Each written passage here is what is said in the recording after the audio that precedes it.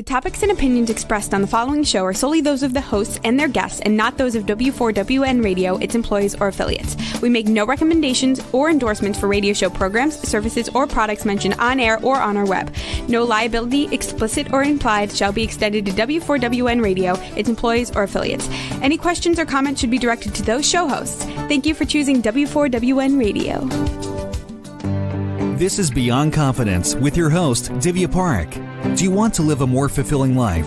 Do you want to live your legacy and achieve your personal, professional, and financial goals? Well, coming up on Divya Parekh's Beyond Confidence, you will hear real stories of leaders, entrepreneurs, and achievers who have stepped into discomfort, shattered their status quo, and are living the life they want.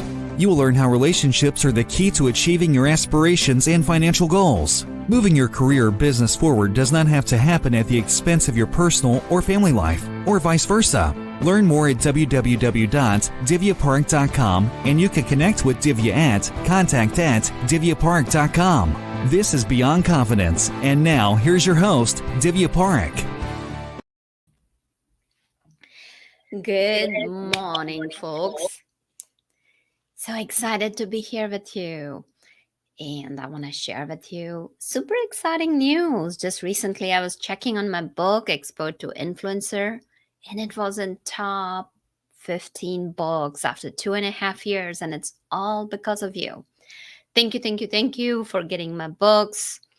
Because of your help, we have been able to help several different entrepreneurs from the profits of our book. So thank you. And as always, I'm going to call upon you to share an hour of your time and give it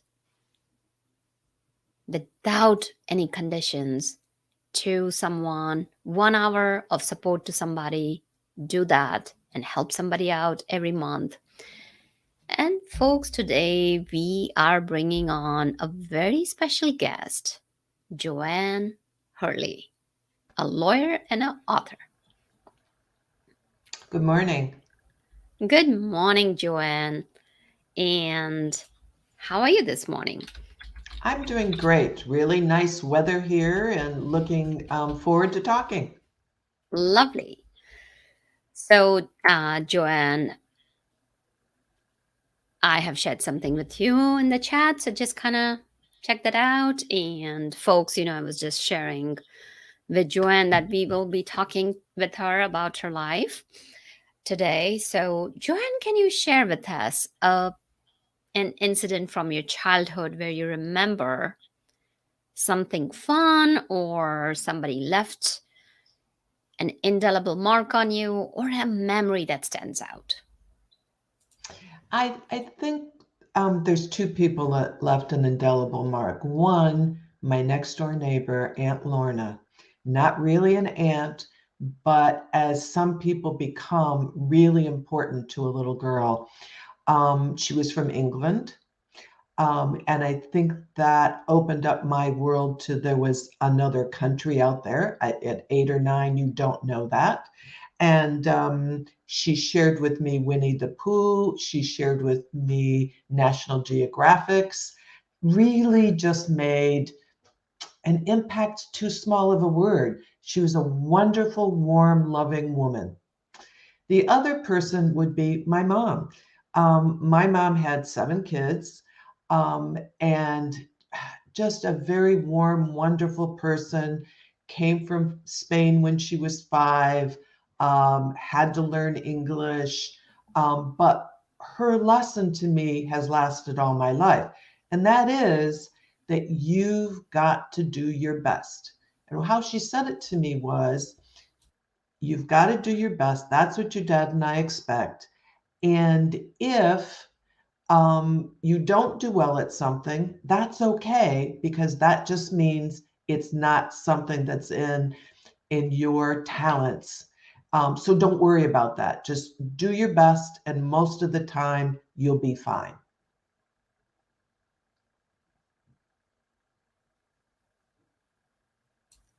Lovely, because it's amazing how people leave those impressions on us that carry with us for the rest of our life. Yeah. And I gotta share that I still remember I used to go to a Catholic school, and there was, in those days, they used to take a ruler, believe it or not. I do And believe it. I went to one too. yeah, I mean, it's a gosh, folks, listeners, you must be thinking, oh, Divya is ancient. I'm not that ancient. So, what used to happen is that it was normal at that point in time. Unfortunately, I did not have to extend my hand out quite a bit. And I still remember to this day, in second grade, I had this wonderful nun, Sister Olivia, and just she was an embodiment of kindness. And it's amazing how people can leave a mark on you. Mm. So, Joanne, tell us a bit about if you were precocious as a girl, and how what was your childhood like? It was really a sweet childhood. Um, you raked leaves, you burnt leaves by the side of the road. My dad, oh God, this was the best thing. My dad built us a skating rink in our backyard. And all winter we would skate and then come in and have hot chocolate. Hot chocolate is one of my favorite drinks to this day. But it was a really sweet childhood. Um, I had five younger brothers and sisters. And so when I got old enough, I started taking them to penny candy stores, Mm-hmm. to uh, taking walks, riding bikes, just everything with them. And so being part of a big family really shaped me a lot, I think. And being the oldest kid, Mm. how did you interact? I'm sure you were given a lot of chores, or like, taking care of your brothers and sisters. Did it involve reading books, or how did Yes, well, books come into mm, your life? yeah. Actually, I'm the second oldest, but the oldest girl. Mm. My older brother's wonderful, but he pretended he was an only child all his life. So, so every night, I would find a book, go up and read to at least two or three of my younger brothers and sisters. Mm. And it was really fun. Also, we now have a certain book history. You can say, "Oh, do you remember that? Do you remember this? Do you remember um, the rabbits who went to grandmother's house on Christmas Day on snowshoes?" Just wonderful stories. And then as I got older, I started buying books each Christmas for every member of the family. If they weren't living near, I would ship them. And then we would all read the book Christmas Eve. So books have played a really important part of my family life. Um, I was the kid who sat around in the summer reading. I wasn't as athletic as lots of kids. And so I did what I liked, which was to read. But reading opened up my world to me, as far as I'm concerned, because you read about giants, you read about people from other countries, you learned about people feeling bad about something. You gained, in my case, you gained empathy. You just, I like people, but I think I like people because of all the explorations of people in their lives that I had through books. Hmm. Oh, yeah. And I can completely relate to that, Joanne, because books. So, yes, I have an older sibling, but, we were while I was still a pretty young one, my older sibling was in college. So, it was being an only child in terms of playing and all that. I would see Hmm. her on holidays and all that. So books became a great companion because we used to live on the outskirts of town, so not many kids to play around with. Yes, you have play Yeah. dates and all that, but it's not like having somebody, close by where you just kind of run on the street and you're playing. So books became my companion. I completely agree because I love books. Books Mm. have been the bane of my life, writing short stories and poems since I was a child. Yeah, me too. Yeah. So I agree with you. Like, books are so amazing and so precious. So as you grew up, where did your career take you? Well, initially I wanted to be a spy, but that didn't work because to be a spy, you have to learn 2 or 3 languages and be really fluent. So I'm just not a great linguist. And so I eventually decided that I'd like to help people. And the way I would do that is through being a lawyer. Um, I thought I'd like to be a criminal lawyer initially, but after spending a summer in Chicago at their main courthouse, I just decided it was a very cynical practice and I didn't want that. I wanted to help people in a different way. So I became a business and also entertainment attorney. And I could help people start their businesses. I could help them go through the hardest part of their businesses because their business was so critical for their families, for their livelihood. Um, and it was really an honor. And I had clients for 15, 20, 25 years. The ones that finally retired, I missed them. I missed Mm. hearing about their families, sharing things. Um, I gave a eulogy for one of my clients. Oh, Um, yeah, yeah. Um, so being a lawyer was a very big part of me, but it also gave me the ability to see people in different situations, learn more about people, and it really was a great career choice for me. so powerful. And when did this nugget of an idea that I want to be a children's author float into your mind? And when did you even think about it? Well, like you, I wrote as a kid. I remember at 14 writing this horrid love story. But actually, it happened because my next door neighbor um, came over one day and said, "Oh, Catherine's little one, Zoe, is 5 this year, and I want you to write a book so that I can give it to her for her 5th birthday." And I stopped and said, "Maybe you just buy her a present, like everyone else does."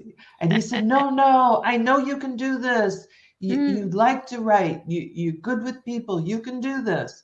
So after talking to her mom by email about what was going on with them, I finally started writing a children's book, and that's the one that's just been published and has started the whole um, process of me deciding to be a children's book author. Oh, that's fantastic. Because, when you're young, you're so naive. And I still remember, like, when people came to visit us, when we had company, I'd just be like out there and saying, "Oh, do you want to hear my story?" And now I go back and Yeah, think, like, "Oh my God, was I subjecting them to?" you were, but it was okay. And, usually adults are pretty nice. It's like they listen to my stories, and Yeah. I totally get like how you moved through. So sounds like, Zoe has been in your life for quite some time. Well, she has. I mean, at 14, when I started babysitting, I was telling stories to the kids. And so my imagination was working. One Christmas, I wrote a play called The Hurley Christmas Tree, and then we acted it out on Christmas Eve with neighbors and all the kids. So yeah, to be honest, I'm Zoe. Zoe is feisty, she's sweet, but she's rambunctious.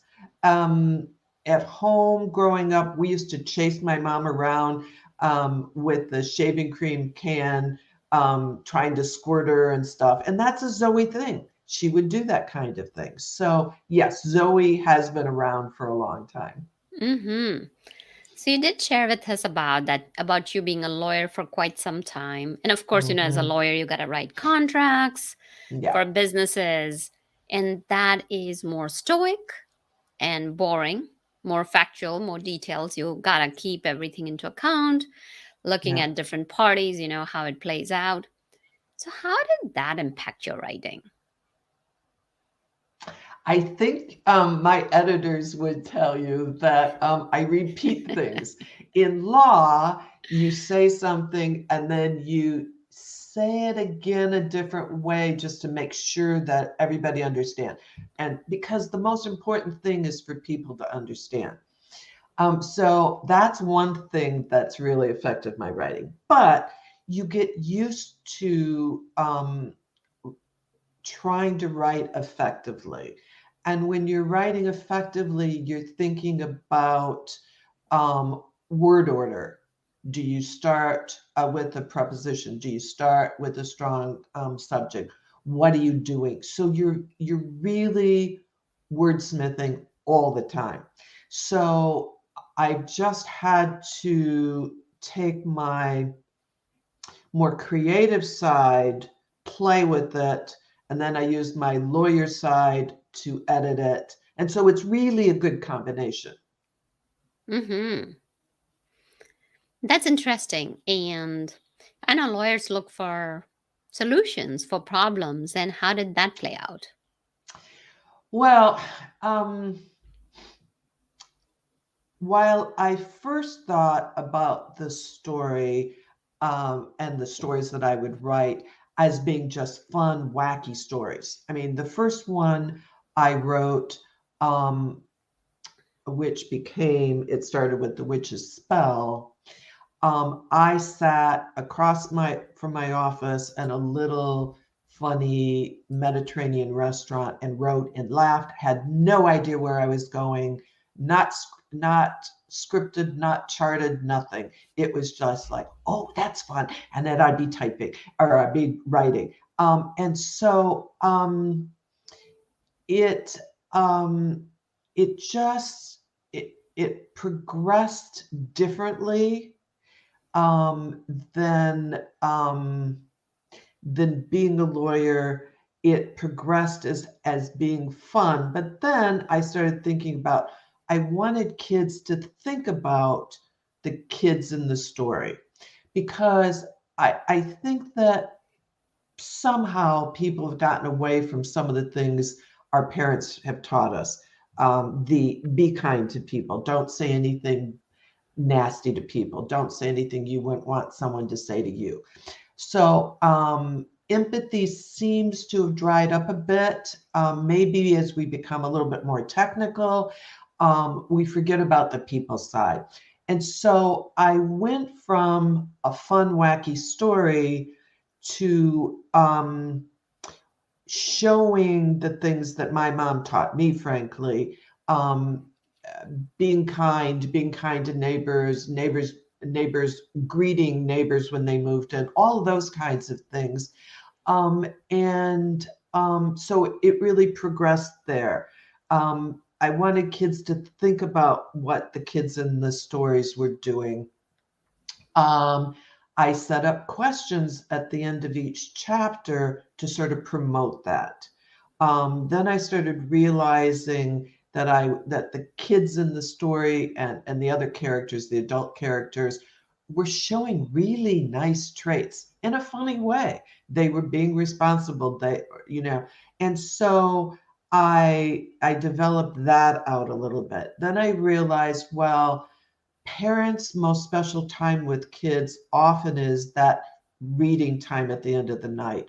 And so why not give parents the ability to see those questions, read those questions, and talk about things like friendship, responsibility, courage. And so it really progressed much differently than I started, which was just the wacky, fun, amusing story, to something to help kids become their best selves, just like my mom told me.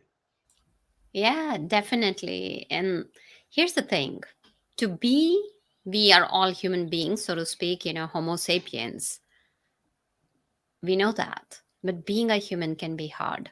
And especially with pandemic and so many issues going Mm, on, it's been yeah. really, really rough on the humanity. And to have this, it's just about common courtesy. Bringing back those human values is such a breath of fresh air. So, folks, I do want to share. Joanne is one of our authors, and she has been a joy to work with as her story developed. So, do you want to share, how do you see yourself? Like, what is your role as a children's author? I know you've shared about sharing the values in your book, developing characters so kids can learn, but you yourself, per se. So, here are the books that are going to go and teach. But what do you think of your role as a children's author?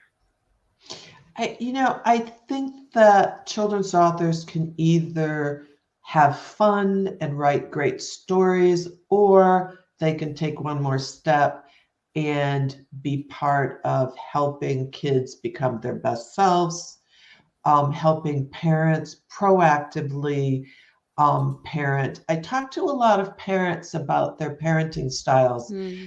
and a lot of them said, well, we're so busy. We work. The kids do sports.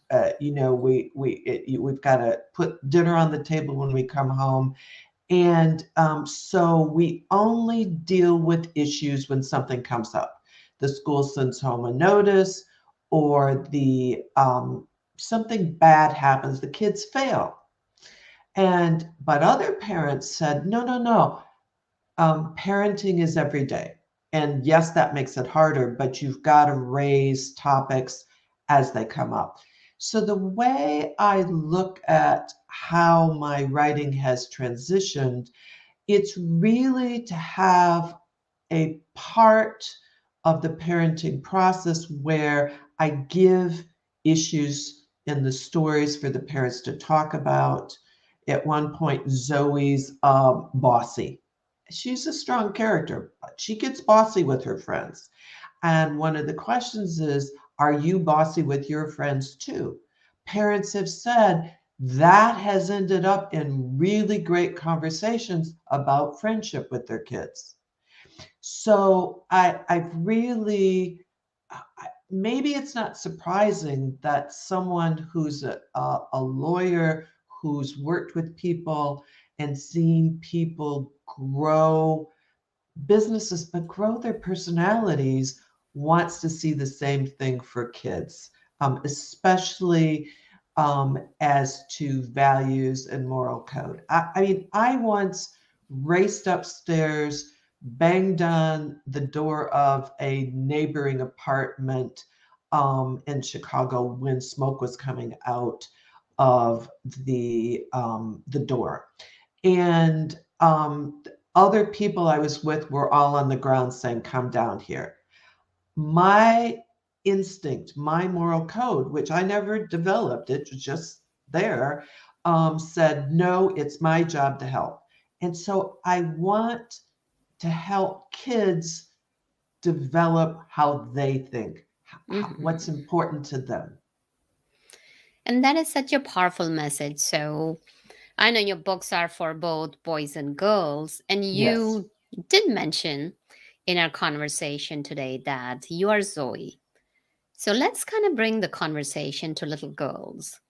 So, in Mm, your experience, how do you see these spunky girls? And usually girls are so chatty and talkative, and then as they kind of go through the tween years, they tend to shy away. And there is that mm, change, and maybe even sometimes a lack of confidence emerging, and them feeling, oh, am I going to fit in? And all these doubts popping in their heads as they grow up, as they're connecting with yeah. popular girls and all that.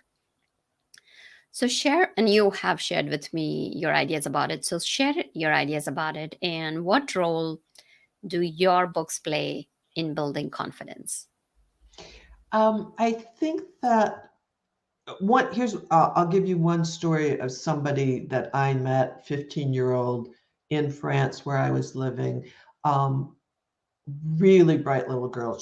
But when she went to a new school, the other kids were intimidated by her and bullied her.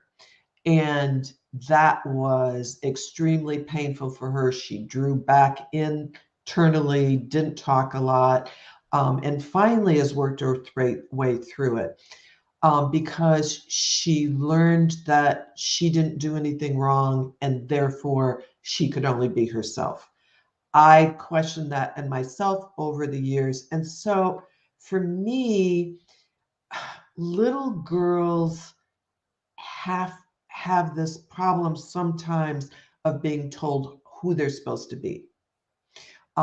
There's societal pressures on them to do certain things and not other things.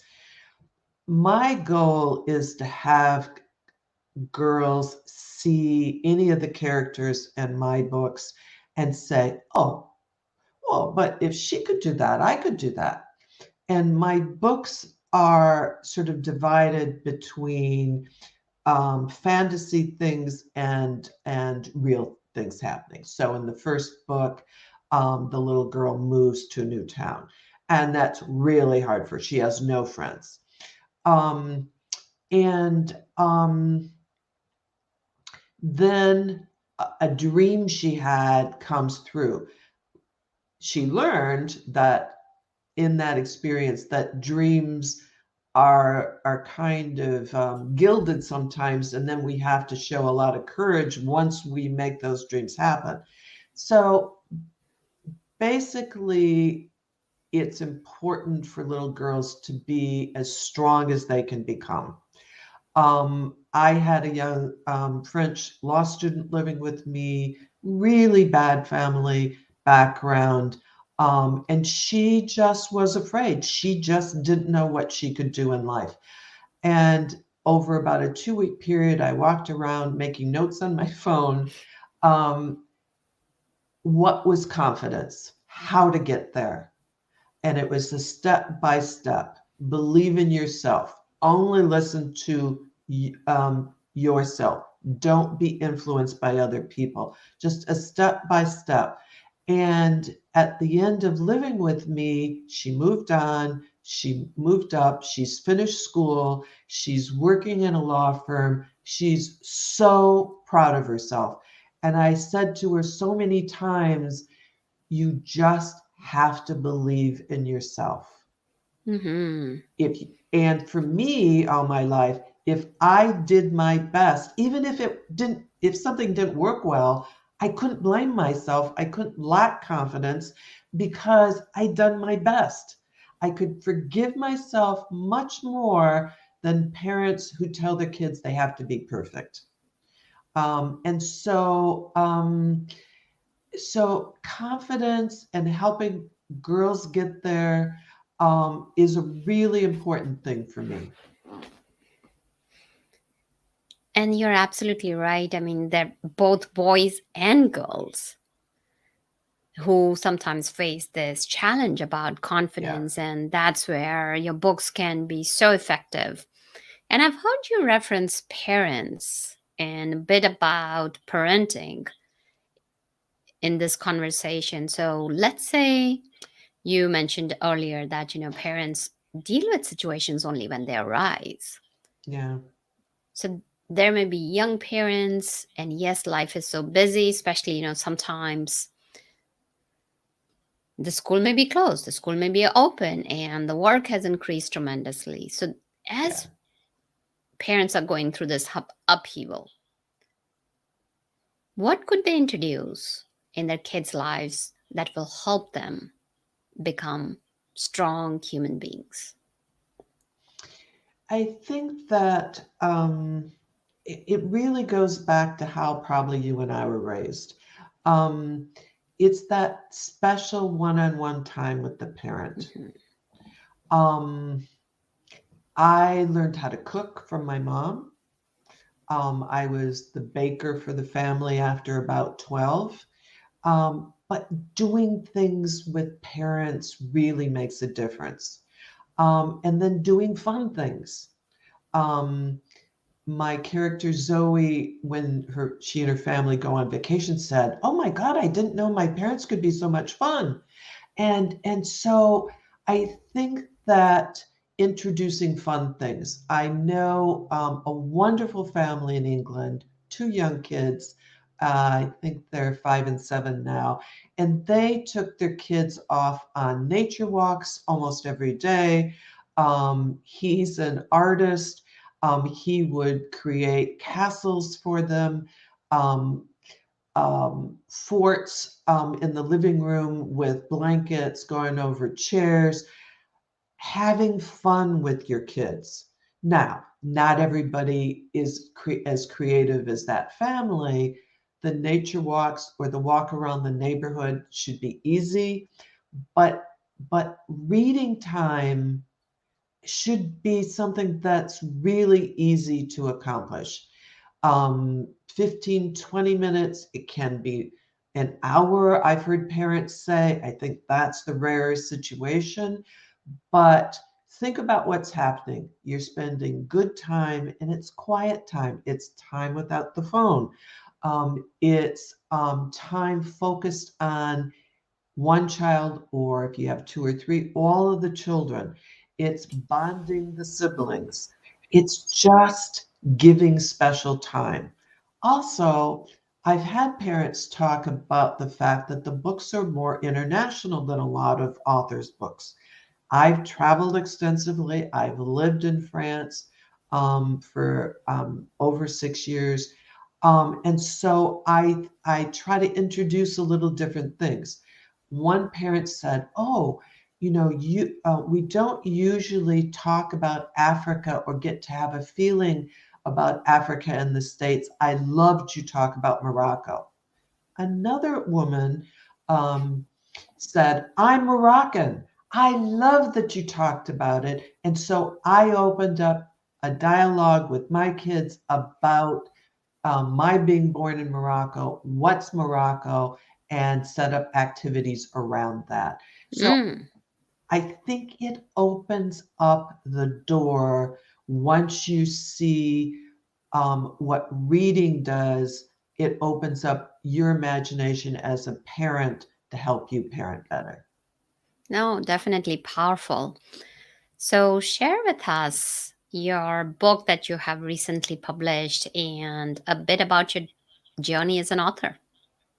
Oh God. I decided in 2017 and 2018, I started writing the second and subsequent two more stories after that in a series called the Zoe and Arthur Adventure series.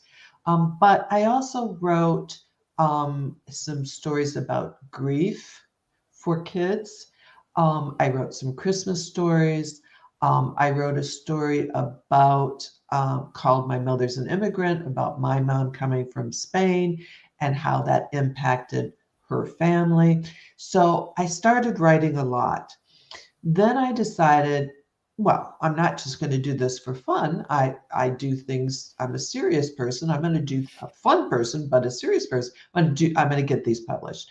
And so I worked towards that goal. We met, which was a great blessing, and I through lots and lots of hard work, we got there and published the first book in October of last year.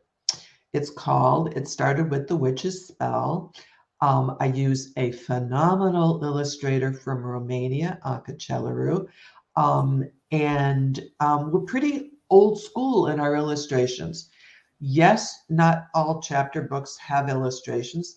I understand, but I love children's book illustrations, so I couldn't do a story without illustrations. And the story follows Zoe and her family from living with her her mother's mother and father at a farm. Grandmother's been sick. And then when the grandmother gets better, they move to a new town. Well, she knows no one, and it's the summer. And so finally she starts meeting some friends, some magical things happen, and she ends up in a fairy tale most of us know. And it ends up that there's a princess who thinks a lot about little kids, loves them, but doesn't think they can really help. And so Zoe proves to herself and to the princess that she could solve a problem. And she does it by not having preconceived ideas about people, listening to both sides, and then coming up with solutions. And in the end, the princess is amazed, and the story ends happily, and the friends end up waiting for the next adventure. So it sounds like a lot of adventure, excitement, and fun. Yes, exactly. Awesome. And folks, if you are looking to get that book, would you like to show your book to our audience Oh, and where it can be found? Yes, it's available on Amazon worldwide, and it's available in your local bookstore by just ordering it. In Oklahoma City, there's several bookstores, including Barnes and Noble, that are carrying it. But I didn't think to have a book next to me, so if you give me just a quick second, I'll go grab it. Absolutely. And in the meantime, folks, I gotta share this whole journey was awesome because we worked together and everything went really well. So, And this is it. and the Oops. title of the book is It Started with the Witch's Spell. That's right. That's right. So, Joanna, if you want to share your final words with our listeners, that'll be great. Yes, I think that what I would say is for the adults listening, if you have a dream, go for it. Don't wish all your life that you'd accomplish something. It's not easy. It's a lot of work. But if it's writing, painting, composing, planting a new garden, whatever it is, do it, because it will fulfill you in ways you never would have imagined. It just helps you grow in the same way that books can help children grow. So, and for the would-be authors, it takes a lot of work, but it is well worth it when you see your book on the shelf of a bookstore.